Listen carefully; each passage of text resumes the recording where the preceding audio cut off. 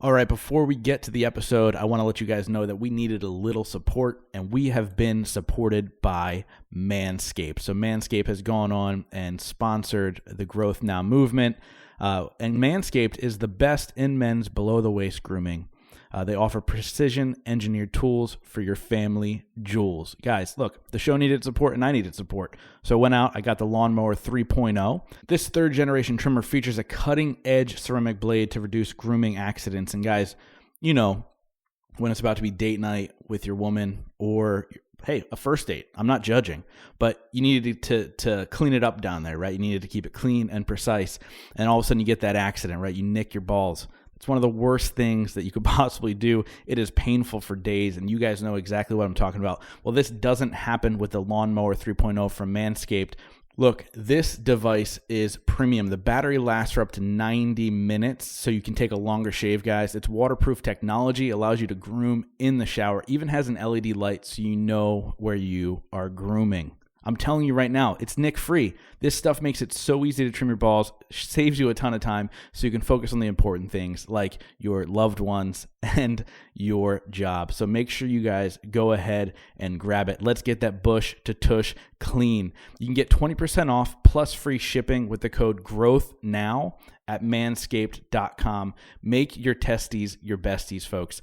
And ladies, if you're listening, this is a great stocking stuffer for your man. We know that you don't like it when it's a little messy down there, so why don't you just go ahead and do the work for him? Grab it for him, give it as a gift. This is perfect, and he's going to really, really appreciate this gift, whether it be now or at the holidays. Make sure you grab it for them. And look, let's be honest, you're actually grabbing it for yourself. So it's a great gift, win-win. Again, get 20% off and free shipping with the code GROWTHNOW at manscaped.com. That's 20% off with free shipping at manscaped.com. Just use the code GROWTHNOW. Trust me, guys, your balls will thank you. What is the secret to unlocking your full potential? What makes your idols any different than you? How do you become the person you've always wanted to be in life? This is where you get all of your questions answered. My name is Justin Shank, and I sit down with some of the most epic individuals who are changing the world with their actions in business and in life. We discuss how they did it, why they pushed themselves, and more importantly, how they were able to focus on continuous growth to achieve their dreams. Welcome to the Growth Now movement. This week, I sit down with Matt Maruca. Matt is a researcher, an educator, and an entrepreneur in the field of photobiology, the study of how light affects health. After suffering from poor health and chronic fatigue at a young age, Matt dedicated himself to researching the root causes of his poor health and has become an expert in helping people to mitigate the risks of indoor, tech-based lifestyle and take advantage of the tremendous benefits of healthy sunlight exposure to sleep better, feel better, and have the energy to live a successful life. You guys are going to be blown away by the knowledge this 21-year-old entrepreneur has in his mind. You can tell he's done the research, he knows exactly what he's talking about, and he's truly living the life that he's teaching others to live. He's the creator of the Light Diet, which is the understanding of how to absorb the light, how to live by it, sleep with it, wake up with it, all the things in between. We talk about what that does to your physical health, your emotional health, and so much more. We dive a little bit into how it affects COVID and how we need to react to that and how this is going to help that kind of thing as well. We also talk about his entrepreneurial journey, the fact that he's founded a company called Raw Optics, which is blue blocker glasses. I think you guys are really going to love this and how disease is really caused by our lifestyle, not by our genes. We make too many excuses for our health, and we dive in with Matt about how we can truly change the history of our family by focusing on the right things. I think you guys are going to love this conversation, so really excited to get to it. But before we do, I want to remind you guys to go ahead and grab your Growth Now apparel. Have some amazing designs on t-shirts, mugs, and everything in between. Make sure you rock your self-development gear to inspire your friends, to inspire yourself, to dig deeper, to continue to grow. Head over to growthnowapparel.com. Grab your shirt today. Rock it on social media. Tag me. I will share it out. Love seeing you guys wearing it from all around the world, and I cannot wait till you get yours as well. Now, without further ado, let's get to the episode with Matt Maruca. Matt, welcome to the show, man. I appreciate it. Yeah, dude, I'm excited about the conversation.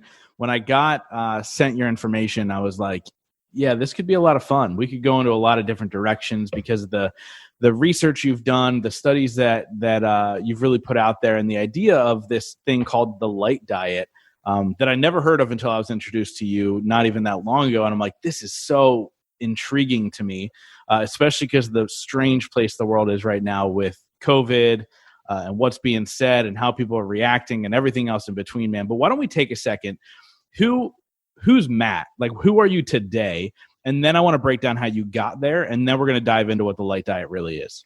Awesome, man. Well, I appreciate you asking, and thanks for having me on the show, Justin.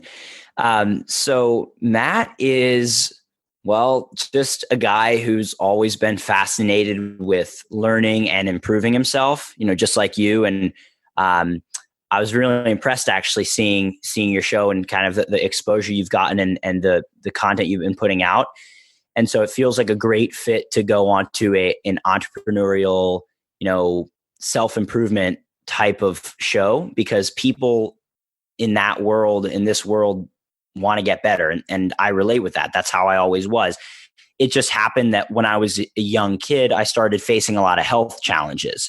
And so those health challenges that I was facing basically led me to have to try to figure out a solution. If I was someone who just didn't want to be better, didn't want to feel like a stronger human being and be able to live life the way I wanted to and knew was possible, then I wouldn't have actually taken the time to go in and try to solve the challenges I was facing. But I did.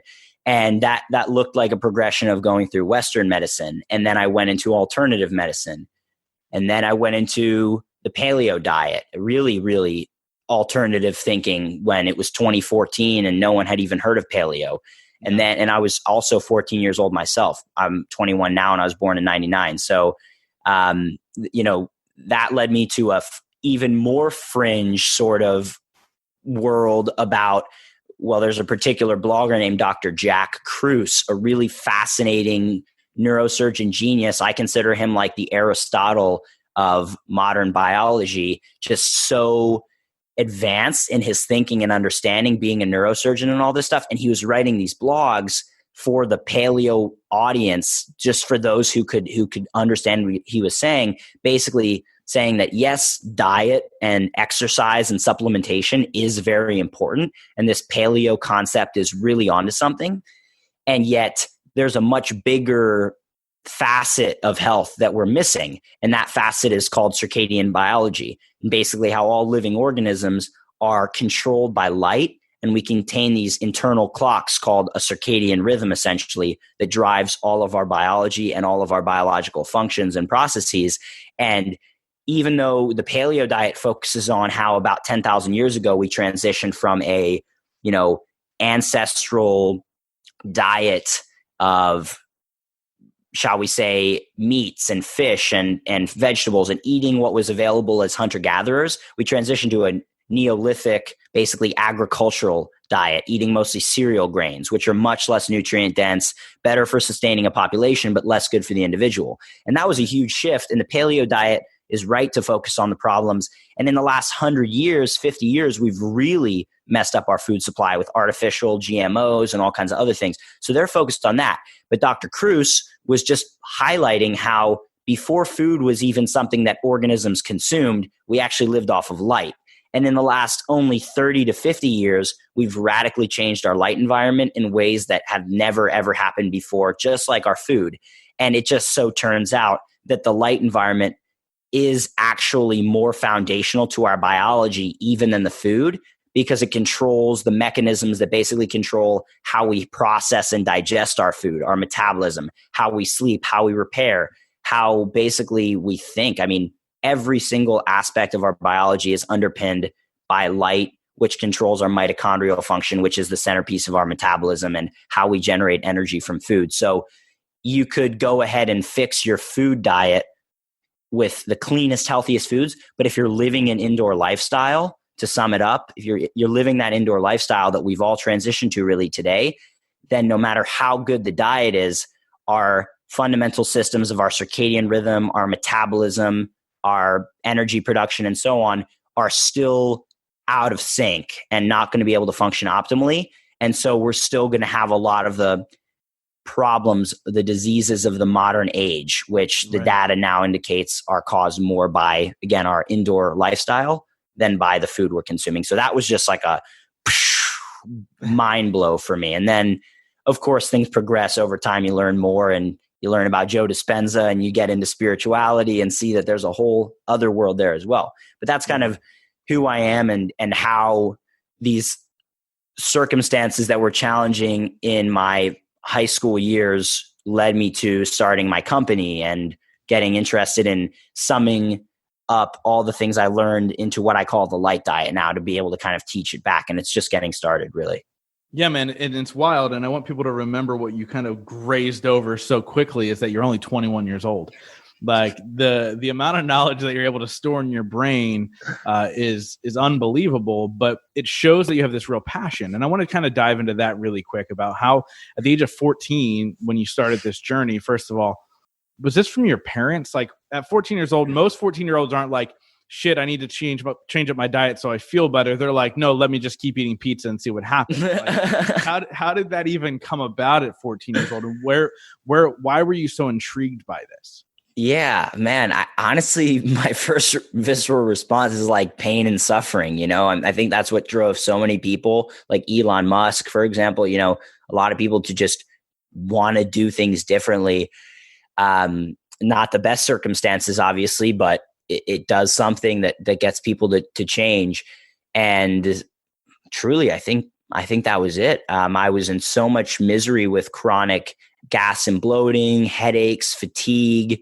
I had already gone to the regular doctors. They had prescribed me Advil for my headaches, Tums for my gut issues, and Tums antacid things, which do nothing to address the root cause. And of course, all the aspirin or Claritin, all these Zyrtec antihistamines for my allergies, none of which, not the Advil, not the antihistamines, not the Tums, were addressing any fundamental root causes. So eventually we went to a naturopath, and he did some muscle testing, kinesiology, herbs, and this and that, and put me on a yeast cleanse. And sure, that might have had some benefit, but it wasn't enough. I was still struggling tremendously. So I think it was just at a certain point, like you're 14 years old, you're going into high school, you have the internet, so that you can Google and research about anything you want. At a certain point, it's just like, why do I feel so bad? And honestly, Justin, the thing that tipped the scale for me was actually when I started getting really bad acne breakouts.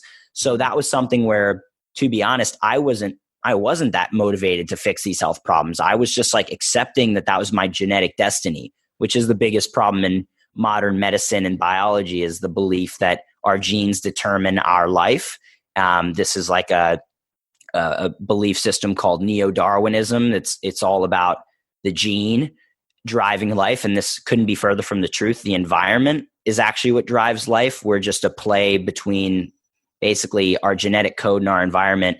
But again, the environment, through what is now known as epigenetics, is what actually drives what genes are turned on, what genes are kept off, and how they're expressed and how well they're expressed. It's all really driven by the environment. The genes are more like a blueprint for a house, and the environment is like the builders that turn the house into reality and the materials that you put in. And that's a really important point. But so I didn't know that. So I was like, well, headaches, gut issues, allergies, it must just be genetic. My mom had the allergies, my dad had some gut issues, and that's it. That was my level of understanding. So it was actually by accident, to be honest, that I started to stumble across this, when the acne triggered me to start researching like how to fix my acne. And I came across the paleo diet. And then, only then, when I was reading Mark Sisson's blog, the Primal Blueprint author in the paleo world, he was talking about this concept of epigenetics. And in the same diet that I had started that would attempt to try to heal my acne, I was reading could actually help heal gut issues, allergies, headaches, fatigue, all the things I was struggling from that I thought couldn't be healed. So that was when one thing unintentionally led to significantly more, and the light bulb went on. And since then, it's just been like almost to a fault. I've had this mindset of like, what else don't I know? how can I be better? You know? Yeah, sure. Yeah. And it's crazy too, because, what you're talking about now has come up time and time again right now in the world about why is the narrative not about getting healthy? It's about, taking care of a disease, right? Like you're talking about, getting healthy from the inside out instead of taking medicine to fix whatever ails you at this point. Right. And I think this is the long-term help for COVID. This is the long-term help for anything the world's going to have to deal with. Like, think about all the things that you were able to heal in your young body. Now you're 21, healthy, and doing all these things just by making that shift in your diet. How do people start doing the research for themselves to really be like, okay, I've got these ailments, without going to a doctor, because the doctor is going to write the prescription, right? So how can somebody begin to do the research and find out what works for them? Because is there a one thing fits all? Like, I don't think there is, but like, where can people start?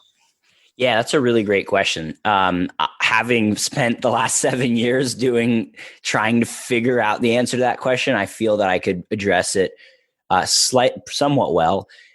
So definitely, first and foremost, I don't think there is a one size fits all. I think that's a really good question you brought up, and a great point is that, everyone is different. They call it bio-individuality. Everyone has a different sort of situation going on in their body.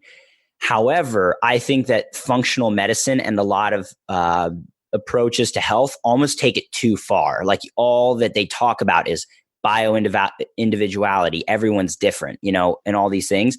And yes, like, everyone is different, but at the same time, there are certain things that are foundationally similar for everyone. Like, for example, people often cite the cliche statement, like, we share 99.8% of our genes with chimpanzees. So if we share 99.8% of our genes with chimpanzees, how much do you think you share with another human? It's a lot more than 99.8%. So like, right. That's to say that there are certain things that are foundationally similar across all people, that are basic principles that can be applied. So for example, one thing that comes to mind, there's a couple things I'd like to touch on there, but one thing that comes to mind is, for example, EMF, which is the wireless emissions that we use for communication, Wi-Fi, Bluetooth, all these things that we're using so much of today, were actually proven to be damaging when they were first being researched in the form of radar in the 70s, 80s during the Cold War. But all the research was actually classified and basically gone because it threatened the Navy's ability to use radar without risking significant amounts of lawsuits due to the amount of radar technicians and Marine men who were exposed to tremendous amounts of radar on submarines, in harbors, and so on. And so that's what happened then. And so then 10 to 20 years later, when cell phones started to come out, there was no reason for them to stop, because the official narrative was that EMF is harmless. So now 20 plus years later, that has gone on unabated. And we're not just talking about like any sort of balance. It's like 5G, self-driving cars, microchips in literally everything, your fridge, your TV, your brain, everywhere, everything connected through the smart grid wirelessly. And yet, even from day one, the research showed that these even lower levels than we're using today of this radiation cause cancer, cataracts, all kinds of problems. So it's really a challenging question. But the point is, so many different people are affected by these wavelength or these frequencies that we're using to communicate now in many different ways. And so one person might have an issue where, they're like, people say, again, back to bio-individuality. Someone might say, I feel better eating carbohydrates. But it could be the case, as it was with me, that the reason they feel better eating carbohydrates all the time is because their mitochondria are really damaged. And so they actually just can't burn fat, even if fat were a more optimal fuel source for them. So it's really easy for people to just say, oh, well, I just feel better when I eat carbs. But it's like, well, maybe that's because of an issue. It's hard to know, really, unless you do certain tests and all this stuff. But that's one example of where, yes, bio-individuality is a real thing, but people ignore the fact that our modern environment is causing a lot of dysfunction in us that may lead to us thinking a certain thing is good for us when it's really not. It's just like the statement, you wouldn't want to follow a broken compass, right? If your metabolism's destroyed because of a toxic indoor lifestyle, your body might say, well, I want to eat chips all day, but that doesn't mean that eating chips all day is good for you.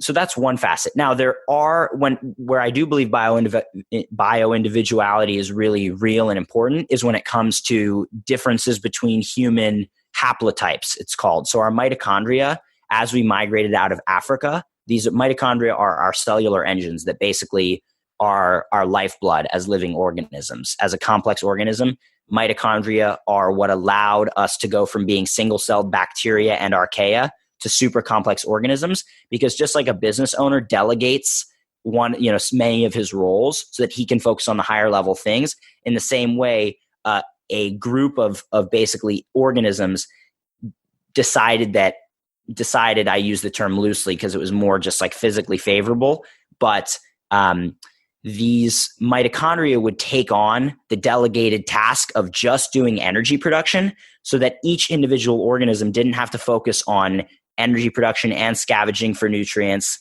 and structure and function and all this. So now you have a concept called a eukaryotic cell, which is what all complex life, plants, animals, and fungus is today, where there's a host cell that takes care of structure, function, and gathering nutrients. And then there's these slaves, so to speak, or employees, if you will, that focus just on energy production. And that simple change allowed for so much freed up energy for us to become complex. So these mitochondria, these cellular engines, are really important for all animals, plants, and fungus to be what we are. So when they work well, the best way to put it is we work really well, because they make all of our energy for us to carry out all of our functions, including expressing our genes. Now, when the mitochondria don't work well, if you take cyanide, for example, it kills you immediately. So you die if the mitochondria can't generate energy. So if they even have a 10% decline in their energy production, you might not die, but you're going to have a headache, or you're not going to feel well. So anyway, back to the mitochondrial, as it relates to this bioindividuality concept, mitochondria migrated out of Africa with humans. So everywhere that people went, some humans went to the tops of mountains. Their mitochondria adapted to being able to function with less oxygen, like the Sherpas in India. Then some people went to cold places like Northern Europe, and Norwegians and anyone really who has white skin adapted to functioning with a lot less constant heat from the sun. So our mitochondria got better at actually being inefficient to release more energy as heat, just like an inefficient engine or system releases a lot more heat. That's what intentionally happened with European mitochondria to be able to stay warm in cold environments. So there are certain things where different diets, different seasons, different environments will affect us differently based on that. And that's something worth taking into account. But ultimately, to kind of sum this up to your question, I believe that what I've put together, the light diet, is a really powerful set of steps that address the most foundational disconnects from the environment that we evolved in to the environment that we're living in now. And honestly, to your question, I would really recommend that people look at the steps of the light diet and figure out where the most foundational disconnects are between, again, our past and the way that individual is living today. Start to address those disconnects. And then once their compass is more straight, more aligned, more fixed, so to speak, then they can start to feel into their body, feel into their intuition, and make decisions from that place. Yeah. So let's talk about the light diet. So first of all, you're like a freaking genius, man. Oh, thank you. I appreciate it. Speak about this stuff. I'm like, and it's funny because obviously it's dedication, it's study, it's, going deeper and deeper and deeper and all that stuff. And a lot of times people don't understand that, especially when you hear this coming from a 21-year-old, you're like, holy crap, there's no way. And I imagine you get a lot of pushback from that standpoint. But when you look into the science of everything you're talking about, it's so very true, right? It's clearly something is broken in our bodies and our healthcare system, in the way that we react to things. Like you said, like, you want to get healthy. Oh, just kidding. I really want to eat a bag of potato chips. Like, that's clearly something wrong in your body. Instead of just going, okay, I'm just going to go eat the bag of potato chips. Why don't you do the research and find out why, which I love, man. But you've come up with this thing called the light diet.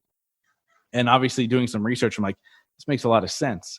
Obviously the sun is something that has been beneficial to the human race for a really, really long time.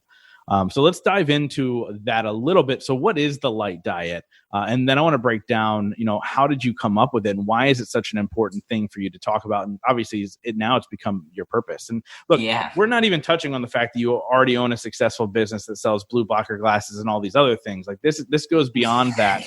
And look, people can look that stuff up, but I'm really into this whole concept right now. So let's talk about that. Yeah, so the glasses business is one subset of the light diet that just happened to materialize as I would call like a God-given gift almost, to allow me to pursue my passion. Although, it was just as with business, there's a lot of thinking, a lot of struggle, several years of trying to plan and think, how can I have a business that's related to this information I've learned about, so I'm passionate about it, and it's going to fuel my ability to research. And it's funny, I didn't think it would take so long, what feels like so long. In the grand scheme, it's not.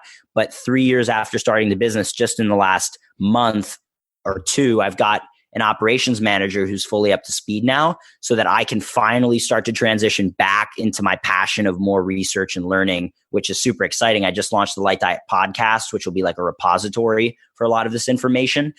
The point is the glasses are just one piece of the light diet. So it's correct and very important that your focus is on the bigger picture. So thank you for that. So the light diet is a diet, quote unquote, of our light exposure. So it's not, as some people might think, a food diet where you're eating light food like fruits and vegetables, although that could be part of it if someone wanted it to be. But it's a diet of our light, as in the light from the sun. So basically, when I learned about these principles from this guy, Dr. Jack Kruse, he was the first person to really introduce me to the concept of how light impacts our biology. It was really hard to understand, a bit cryptic, and really just so in-depth and scientific because of his background as a genius neurosurgeon. Not to mention, as a neurosurgeon, there are lots of people who would want to almost come after his, license, so to speak, because of, sharing information that cuts against the pharmaceutical company dogma, right? And so naturally, that's how he had to bring this message out to the world. But it was up to people like me and a lot of his other followers and students who are sharing this now in many different ways, whether it's through a company or through, education and so on. There's, people like Ben Greenfield, Dave Asprey, a lot of really big higher ups in the health world really only started to focus a lot on light because, at least from my understanding, Dr. Kruse brought this stuff into the forefront as kind of that initial first mover expert type of person. So he turned me on to also a ton of researchers where he got these concepts from and put them together, because really he just was assembling these ideas. So I started going back to these other researchers saying, like, is this really legit? Intuitively, I had a belief that it is, but I wanted to go and see, this guy in Germany, Dr. Alexander Wunsch, who's a leading researcher on the health effects of sunlight, and then all of his predecessors throughout the last 100 years. I read a lot of their books and went and met with this guy in Germany and went and met with this guy in Philadelphia, who's the world's leading researcher on the basically evolution of mitochondria and their relevance in modern chronic diseases. So it's like I went and learned all this stuff to confirm that what Dr. Kruse was sharing was actually valid and not just a bunch of crazy theories. Yeah. And sure enough, it was. And then, of course, through that time, I started to learn about many other things that maybe weren't included in the initial information that I came across. And ultimately, that's what came to be the light diet. And in the last 2 years, or really year and a half, there was one huge challenge for me, which was like mindset. The whole aspect of life that isn't just covered by your diet, your exercise, even your light exposure, your circadian rhythm, all this stuff. Like, there's a whole nother area of life involving relationships, love, passion, learning, all the stuff that really matters at the end of the day that wasn't encompassed by the stuff that I thought I knew at all. And so it was funny because in my own journey, I both saw that my protocol that I was trying to come up with was lacking. And I felt that in my own life because, of course, I was living what I was teaching. So it was a nice evolution to realize eventually when I learned about someone like Dr. Joe Dispenza and a lot of these other sort of spiritual teachers that there's so much importance in our mental approach. So that was something I sort of tacked on to the light diet that wasn't something that I had learned about initially, but is really relevant because ultimately when we talk about the light diet, my initial intention was external light exposure, but the part that's now most interesting to me is actually our internal light diet. In other words, how do we cultivate our soul and our spirit? Because it's already known that the soul and the spirit is made of light. There's actually good biological evidence that when we die, our cells are actually leaking out light. So taking care of our mindset, learning, research, and our soul ultimately is what all those things tend to, our relationship with God or the universe or source, whatever people want to call it, that takes care of our inner light. So there's really the outer light, then the inner light portions of the light diet. And that's really how it materialized, just like all this thinking. Yeah, it was more of like, okay, this makes sense. Let me go further. This makes sense. Let me go further. So walk us through the light diet. What does it mean? Like you said, a lot of people are still probably thinking, how do I eat light? So let's talk about the light diet. What are the processes and what do people need to do to start really implementing this into their life? Yeah. So there are 8 main steps of the light diet, and they're the first 3 and the last step, number 8, are the ones that I would focus on the most for anyone to gain the greatest impact and the minimal input, 80-20, if you will. It's the first 3 steps and the last step. So really, the whole approach of the light diet is to, again, like we mentioned earlier, eliminate the disconnects from the situation we evolved in, and then in many ways go a little bit further to, just because we've damaged our body so much, there are certain things where if we just go back to as best as possible the way we were before, that might not even be good enough. We want to sort of add on certain things. And so the whole approach is just doing as much as we possibly can to take care of ourselves. And the one other caveat I would make before getting into the steps is that worrying about not doing these things doesn't really help people. Like, so people will often ask me, you recommend people not worrying and having a good mindset, obviously, and yet you're sharing all these things that to many people will be worrisome, that they should consider, turning their Wi-Fi off while they sleep, for example, because of the potential health risks of that based on the data, or not drinking municipal tap city water because it's full of fluoride and chloride and things that calcify our pineal gland and cause all sorts of problems in our body. That is going to create worry. So it's like, anyone who's listening, take this with a grain of salt. Take the things that, there's that Serenity Prayer, which is like, Lord or God or the universe, grant me the serenity to change the things that I can, the courage to accept the things that I can't, and the wisdom to know the difference. So like, change the things you can, accept the things you can't, and deal with it, and then try to know the difference as best as you can. So step 1 of the light diet is basically to go to sleep with the sun. And this sets everything up for step 2. But what this basically means, part of a healthy circadian rhythm, our biological clock, means you have dark and light at the right times. So once the sun sets, it's really important that we don't look at screens anymore. We use blue light blocking glasses if we are going to look at a screen, even though we shouldn't, but we would use blue blocking glasses like the ones I make at Raw Optics to offset the risk of looking at a screen. Or if you have to drive somewhere, you have to go out, you're at a dinner, and you're exposed to a bunch of man-made lighting after sunset, which is unnatural and disrupts this rhythm, we want to use these glasses. But it's really just about sleeping with the sun, meaning, again, turning off screens after sunset, wearing blue blocking glasses after sunset, night lenses in particular, they're called, for the maximum melatonin production effect. And then ultimately trying to go to sleep within 2 to 3 hours-ish of sunset. Now, if you live somewhere and the sun sets at 3 in the afternoon, like Scotland or Norway or Canada, then you're going to go to sleep later, but still no later than probably 8 or 9 or 10 at the latest, absolute latest in the winter.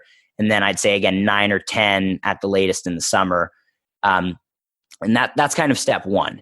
And that's going to allow us to get, full 8 hours of sleep before step 2, which is to rise with the sun. So rising with the sun is really important because naturally, if you look at anyone whose circadian rhythm's pretty dialed in, whether it's like an elderly person who's going to sleep early because their body's demanding that of them because they're getting older and they have to be more gentle, they're going to sleep earlier and they're waking up earlier. There's the quote, I think Benjamin Franklin or Thomas Jefferson said early to sleep and early to rise can make any man healthy, wealthy, and wise. And that is really just a circadian rhythm quote. When we get up early, we're getting exposure to the inclining light of the morning, not to mention how calm and peaceful the energy is before the light comes up.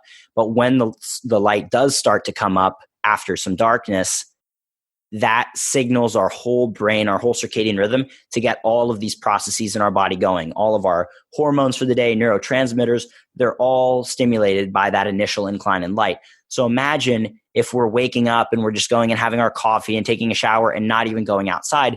Our body is just kind of in a constant ongoing funk. It's not really ever able to quite work the way it needs to. So that's why step 2 really is almost the most important of all the steps of the light diet. It's only preceded by sleep with the sun, because you want to go to sleep early enough so that you can actually wake up to get up at the sunrise and even watch the sunrise if it's not cloudy. If you have a horizon that you can access, whether it's a couple minutes drive or you just have to walk up a hill or get on your roof, if you can look directly at the sunrise, that is the most effective way to tell your brain, yep, the light's coming up. Just like people watch the sunset, if you can watch the sunrise for the first 10 to 15 minutes after it hits the horizon or comes up over the horizon, surefire, guaranteed way to get your circadian rhythm cranking for the day. And again, if it's cloudy, just get up around the same time as sunrise and just stand outside for 10 to 15 minutes and let the light hit your eyes and your skin ideally. And that's going to set the rhythm. So those 2 steps are really the key for the circadian rhythm and the timing of our biological systems. Again, it's darkness at night and light early in the morning and throughout the day. Step 3 is the final of the external light, highest leverage steps, which is to live outdoors during the day and sunbathe amply. And so basically living outdoors during the day is simple. It just means when you're inside behind glass and windows, which I am right now, you want to have your screen doors open, which I do. You want to have your windows open, which I do, because glass actually distorts the spectrum of sunlight so that it no longer, the full spectrum is no longer hitting our eyes. And that basically alters the way it affects our body and the way our body is able to make energy and function. So ultimately, just so people, the scientific ones can get a little more knowledge about this, most windows block red and infrared light, the majority of it or a lot of it, especially the infrared portion. And that causes there to be a relative increase in the blue light proportion of the sun because they don't reduce the blue light. Now, for anyone who's heard of like infrared therapy with saunas or red light therapy with red light panels, basically what the research has shown is that the red light is super critical, just like all the colors of the spectrum, but super critical for our energy production and a lot of things in the body. So when we're indoors behind windows and glass, that's reducing the infrared and relatively increasing the blue light. The blue light, when balanced by infrared and red, is not that damaging, and it's actually pretty okay and beneficial to the body from the sun. But when you cut out that red and infrared light, the blue light becomes much more damaging, kind of like a virus when you don't have a healthy immune system. With a healthy immune system, a virus isn't a huge deal. But with no healthy immune system, the virus becomes a big issue. So that's why opening up the blinds, the screens, and everything is great. But just getting outdoors, working on your patio, working on your deck. No one really has excuses anymore because everyone works from home because of COVID now. So getting outside is critical.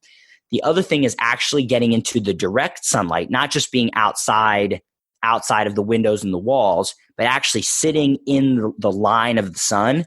That's called sunbathing. And that's something that would be really good for people to do. This one completely depends on the individual. For some people, 5 minutes a day will be a great place to start. For 5 minutes, maybe 3 times a day. For other people like me who have built up my sun tolerance, I might get several hours throughout the day. Ultimately, once you start to get dialed in, you'll know how much you can handle without starting to get sunburnt, which you do not want to do, which I do a little bit sometimes, burn my nose, but it's really not healthy. Sunburning is not something you want to do. You really want to just get enough light up to the point where your skin turns pink and then get back in the shade. And then build that up until you can start to listen to your body and get as much as you really want and need. And those are the first 3 steps of the light diet. As far as the really important ones, I would touch on the last step, step 8, about cultivating our inner light. But first, do you have some questions about all that? No, dude, I love it. And I keep bringing up COVID, and then you brought up COVID, and I do that because there's studies that show the sunlight kills COVID. So even if you're listening from the standpoint of, well, I don't quite get it, like here's proof that apparently this massive pandemic that's spread across this country, this world, can be killed by sun, right? Like, and it's funny because I had a guy named Dr. Tommy John on my show, which I think you would love him. And he's really big on immune systems kill pandemics and these types of things. But this is really speaking to that. Like, how do we get ultimate health in our life? We utilize all the tools that we have, and the sun's a great tool. Most people, or we've been programmed over generations, to be inside more. And, you know, as the seasons turn, now we're coming into a space where I live, as you know, being close to where you grew up, it's cold outside. People are going to spend more time inside, but you almost have to like say to yourself, okay, it's time for a break. It's time to go outside. It's time to feel the sun. It's time to do all these things.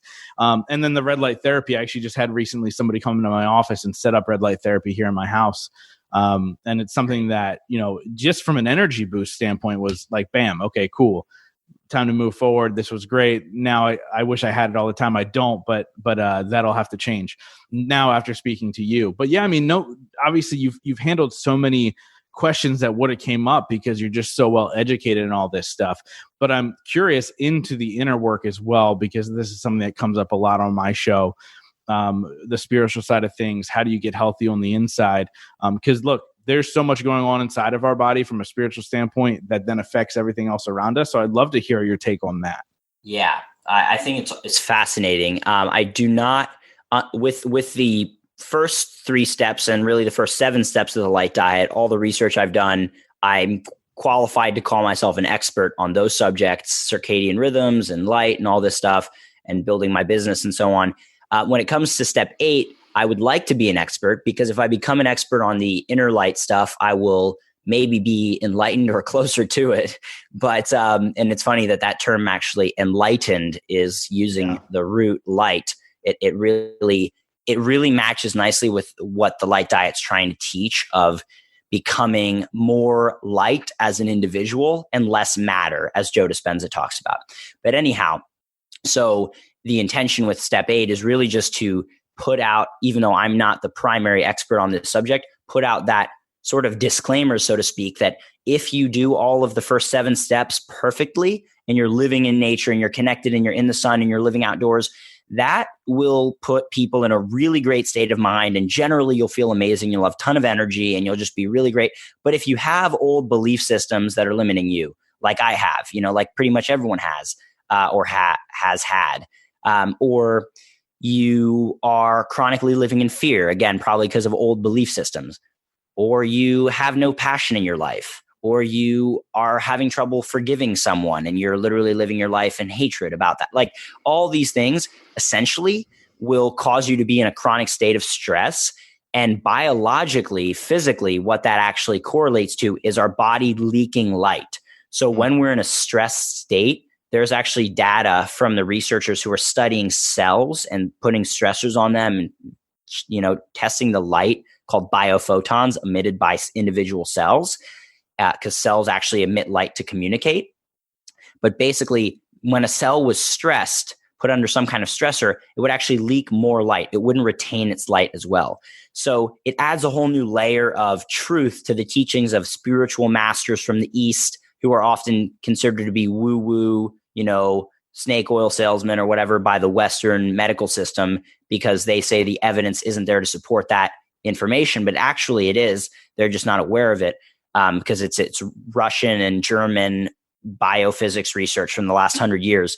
But basically it puts more credence behind even Joe Dispenza's work. Like, when we are stressed, our cells are leaking more light, and that comes from these belief systems, right? So we have to get these things dialed in. And again, I say Joe Dispenza so much because for me, for anyone who is a scientific person who wants data, wants the science, he is a neuroscientist who has completely shifted all of his teaching and his practice to helping people rewire their brains and change their lives. And he explains in his lectures and his meditations and his talks and his books all the science behind this. So I defer to him and recommend people check out his work to start to make changes in the right direction, to really optimize the light in their body and their habits and patterns and everything. And that's currently my biggest area of work personally.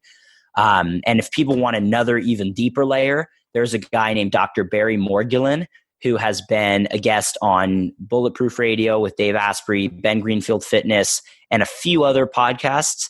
But he is a Western doctor from UCLA who traveled the whole world in the 80s trying to figure out how to keep his patients from not even having to come to the hospital in the first place, from having to come to the hospital in the first place.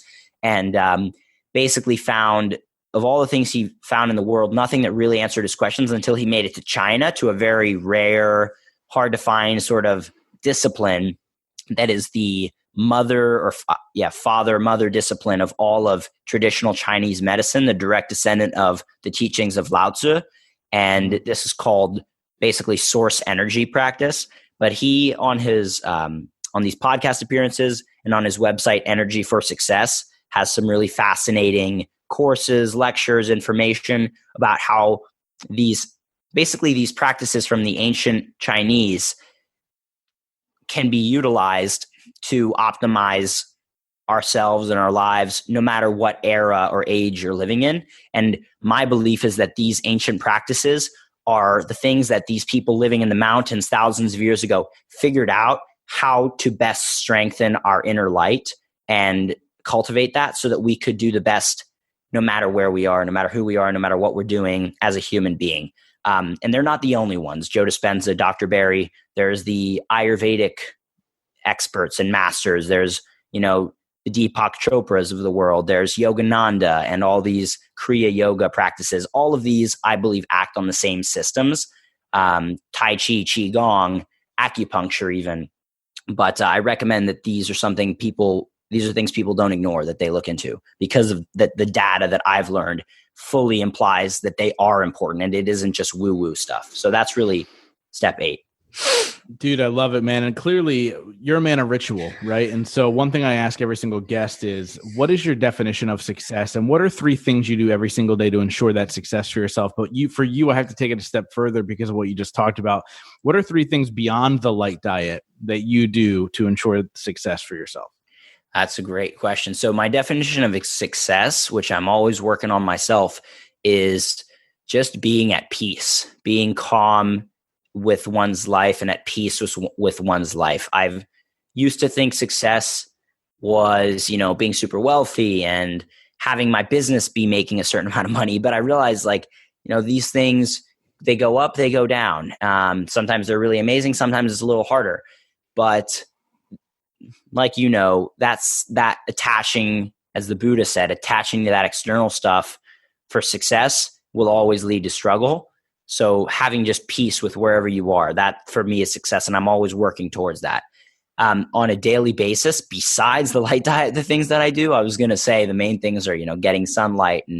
But honestly, every day I attempt to do a morning meditation every day. So breathing exercises from this guy, Dr. Barry Morgulin, and a meditation sort of in a Joe Dispenza-esque form. That's probably the main thing I do every day as far as attempting to ensure success. That's a great one. When you exclude the light diet, that takes a lot of things off the table for me. I work on my business and my company almost every day. I take a lot of days off for, self-care and that kind of stuff. But I work on my business because it ultimately, of course, ensures my financial stability and my being taken care of in the material, physical world in this lifetime. So that's great. But also it opens up the door as it grows for me to be able to focus on things like this podcast and the light diet and the things that make me passionate. And I'd say the third is something I've also been working on significantly more, is just taking the time to do things that I like, which, coming from a place of being stressed with health and stuff people can relate to, stressed with whatever it is, I really wasn't making time for myself to take care of the stuff that I love. And that was obviously a challenge, and when I realized wow, I'm not taking care of me, I was like, I just want to sit and watch good movies. I want to hang out with my girlfriend. I want to, I want to go walk on the beach. So just really opening that space up is something I'm working so much more on, but it's been very powerful. So yeah, thank you for asking. Those are great questions to get me thinking. For sure, man. And obviously, like, I knew it was funny because you start talking about the things with the light diet. I'm like, I have to exclude that because then he's just going to repeat himself. So hopefully he has more than that in there. And I'm sure there is, like, and you probably don't even look at it as routine. You look at it as natural, but I'm sure some sort of learning something new, right? Like obviously studying, going deeper. I'm sure you do that every single day and all that stuff too. Like, it's amazing that I've found over the 300 plus episodes that I've done, just, the connection between routine and success, and like being able to kind of dive in and make sure you're doing all these things to ensure that success for yourself is unreal, man. So I wrap up every single interview with the same question, but before we get there, how do people get a hold of you? How do they get more information on the light diet? What's all the good stuff? Yeah. Thanks for asking, man. So for my business, people can go to rawoptics.com. That's RA after the Egyptian sun god of natural light, healing, and medicine. So rawoptics.com for blue blocking glasses. We're going to be sharing a lot more content regarding the light diet there as time goes on. But also people can go to the Light Diet podcast on iTunes. We've just launched. I was the first episode personally. And then Ben Greenfield was our first guest as a interviewee. And then we have Dr. Jack Cruz, who I just mentioned, on this Friday. So that's a really great place for people to start to learn tidbits. Probably I'll put out a book one day about all this stuff, or at least an audiobook. And then as far as the just getting in touch, people can follow me on Instagram. I'm just The Light Diet. And then people could also follow Raw Optics, RA_optics on Instagram, and send us a message. We'll be in touch. So yeah, I appreciate you asking, putting that out.